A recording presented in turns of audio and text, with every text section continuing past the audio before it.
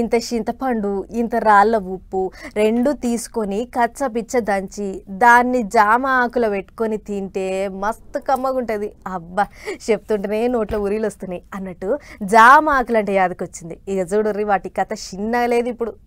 జాంకాయలు జాంకాయలేయి దూర దూర జాంకాయలేయి అని అమ్ముకునుడు విన్నాం గాని ఎప్పుడన్నా జామాకులేయి పచ్చి జామాకులేయి ఎండిన జామాకులేయి అని అమ్ముకునుడు విన్నరా?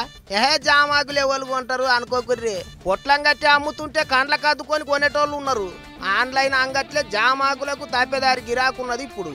అవునంటే ఎండిన ఆకులు పచ్చాకులు 150 నుంచి 300 దాకా పలుకుతున్నాయి.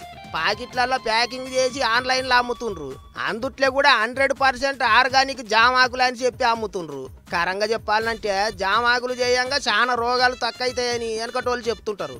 అయితే ఎంత రోగాలు తక్కువైనా మన దిక్కు ఊర్లో పోంటి జామ చెట్లన్నీ ఆకులతోని కలకలలాడుతూనే ఉంటాయి.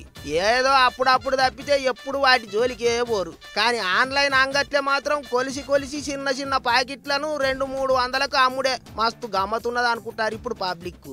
పెద్ద ముచ్చట ఏంటిదంటే ఆటకి జామాకుల దందా కోట్లలోనే నడుస్తున్నదట.